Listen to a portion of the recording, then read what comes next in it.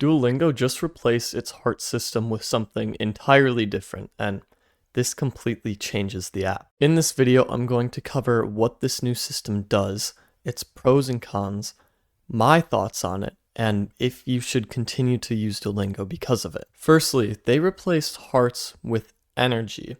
And in the old system, when you got a question wrong, then it cut one of your hearts. So if you started out with 5 hearts and you went through a lesson and you got 2 wrong, you'd end up with 3 hearts. That is no longer the case because now they use energy. When you go through a lesson, for each question that they give you, it uses 1 energy, no matter if you get it right or wrong. And just like you started the day with 5 hearts, you start each day with 25 energy, with energy being given to you over a certain amount of time. Now let's talk about the good and the bad of this system, because it's not really a good thing or a bad thing, it's just different. Depending on how you use it, it could be a good thing or a bad thing. So let's start with the good thing. What does this system bring that the old system could not? Firstly, it removes the pressure of getting every question right, which is a good thing because you want your learning environment to be comfortable. When you go and learn a language, it's already stressful enough, so you don't want that pressure of getting something wrong and maybe not being able to practice like you normally would looming over you. Next, it limits the amount of time you can spend on Duolingo. With the heart system, if you got 0 wrong, you could spend infinity time on Duolingo until you either got them wrong or wanted to click off of the app.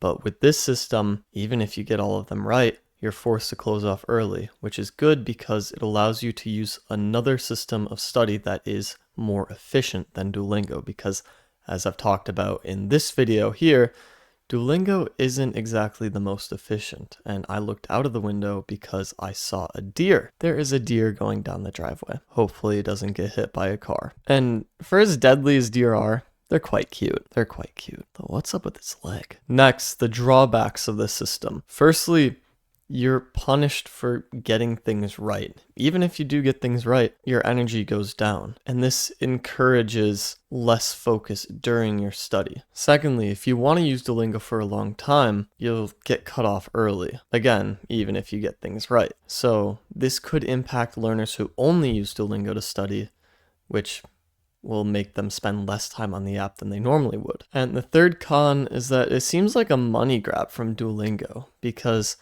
in the old version, if you got all of them right, then you didn't have to buy super or pay for more hearts or whatever. But in this system, even if you do get them right, your total learning time will most likely be shorter than it would be if you use the heart system, which means that you'd have to spend more money to try to get your energy back. So to me, there seems like a very clear financial reason behind it. My thoughts on it are that this is a great change because it forces people to get off Duolingo and use a more efficient method of study, especially considering you're given more than enough energy to complete 1 lesson per day, which is ideal. So it incentivizes somebody only spending all their energy on 1 lesson and then using their time for something else, hopefully a better method of study such as reading, listening, or speaking, rather than playing on Duolingo. I just pray that you don't pay for Duolingo. I don't want you to give in to this money, this cash grab of theirs, and I want you to instead spend less time on the app and more time using other resources. Finally, should you continue to use Duolingo? Absolutely. It's probably even better now than it was before if you want to use it in the most optimal manner possible. 1 lesson per day, and that's it. Again, no more than 1 lesson a day. Maybe 2, 1 in the morning, 1 at night, but there's really no reason to go beyond that because there are better tools at your disposal if you are seriously attempting to learn a language. For example, subscribing to me. What a great plug. That's it for me. Have a great day.